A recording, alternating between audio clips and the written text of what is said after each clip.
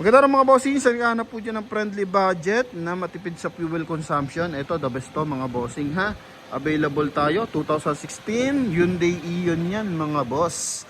Na 800cc ang makina, 3 cylinder yan mga bossing.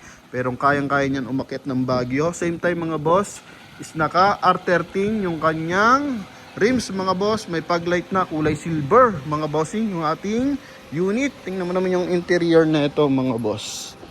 Oh, ang kisig niyan mga boss. Upuan yan, original yan mga boss. Kumbaga factory issue to mga bossing. Vinyl at saka tela mga bossing ha. Manual transmission, naka 2D na audio system.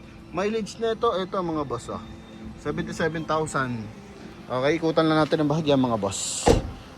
Yung second row. Yan ha. Walang basag yung taillight.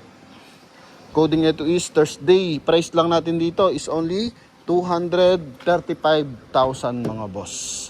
Yan Okay. Pasulyap sa harapan.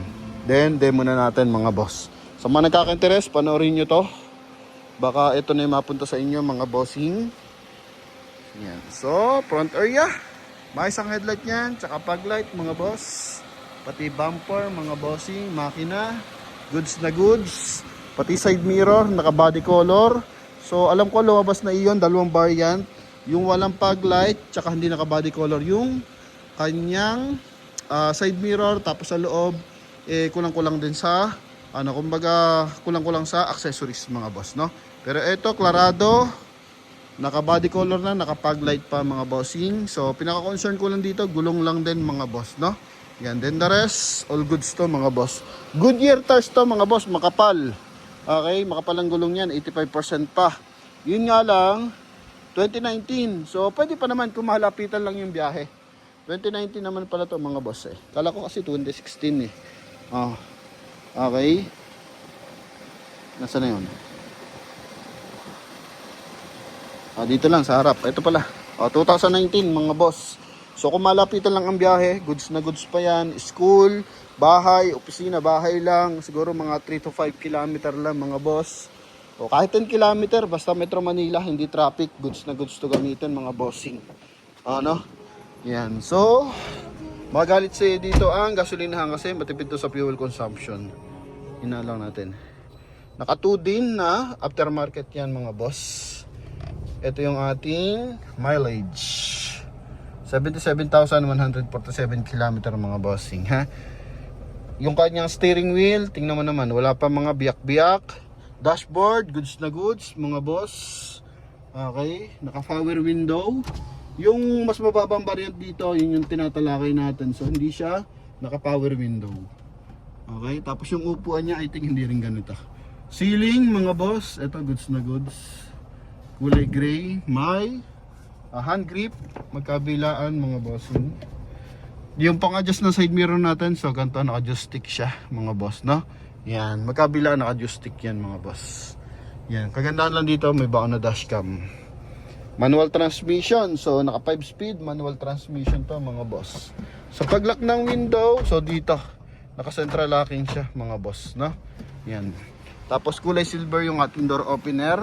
Ito naman yung kanyang, buksan na natin yung trunk compartment. Ito naman yung kanyang second row.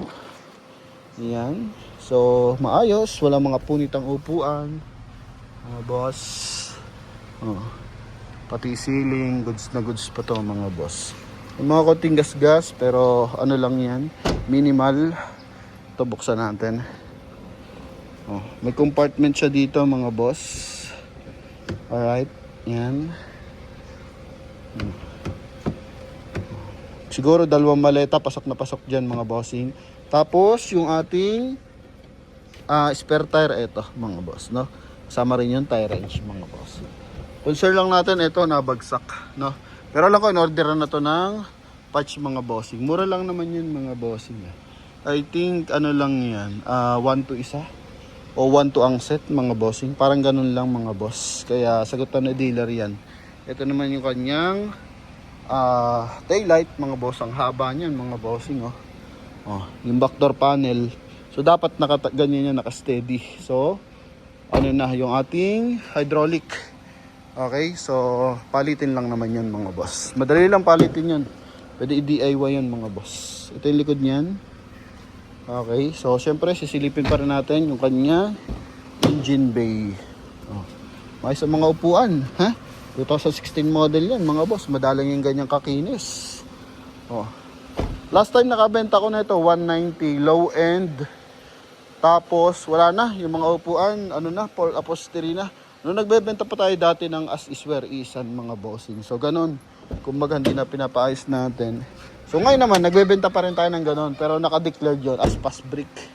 No, pero dati, nagbebenta tayo ng ganun, kung bago-bago pa tayo. Pero ngayon, habang tumatagal, syempre natututo tayo kung anong hanap ng buyer. Lalo ng mga buyer natin yung OFW. At saka ng mga busy sa trabaho. So dapat, klarado na gagamitin na lang mga boss, no? Then dati, yun nga, nakabenta tayo na ito. Parang 215 pero mas lamog. Ito 235, mas mataas ng bahagya. Pero sobra kakinis naman ito mga bossing. Oh.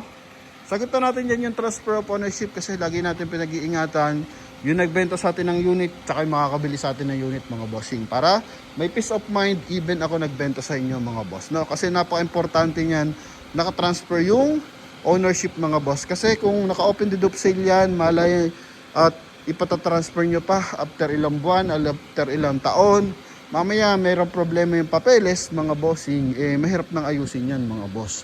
Mahirap na hagilapin yung nakabenta mga bossing. So tayo naman, madali tayo mahagilap. So sa akin lang, ayaw ko lang ng abala mga bossing. Siyempre, lagi din akong busy. Kaya hanggat maaari, all in na yan mga bossing. Kasama na sa transaction yung pag-transfer ng papers. Kasi meron naman tayong mga liaison officer na naglalakad ng papers mga boss, no? Yan, so hindi naman ganun kalaki gastos niyan. Depende lang kung gaano kalayo yung tag dito, registration ng first owner mga boss, no? Pero madali na pag-usapan yan mga bossing, no? Yun lang naman mga boss. So hoping makakuha kayo ng kanya-kanyang unit ngayong 2026 and baka sa'yo na ito mapunta ang ating Hyundai Ion. Message mo na ako sa ating WhatsApp, Viber and Facebook page mga boss, no? And sa mga hindi pa nakakapag-follow sa ating YouTube and Facebook, so mag-subscribe na kayo at mag-follow mga bossing, ha? Yan, advance na thank you sa inyong pagsuporta mga bossing sa mga ilopalop na mundo. I-point 1 lang natin yung likuran mga boss, no? I think pinapinturahan lang natin yung bumper na ito. Okay, harap at likod kasi maraming gas-gas na maliliit.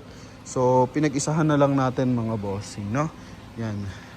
Or at least goods na goods, presentable, pagkuha, gagamitin na lang ng ating mga viewers. Wala na silang dapat pang pagawa. Siguro pinakaano na lang dyan, worst case, pa-service, no? Pa-maintenance kayo ng bago mga bossing para matandaan nyo yung last record, makontinue yung pag-aalaga sa ating unit na napakagwapo. So yun lang naman mga bossing, maraming salamat, thank you and bye-bye.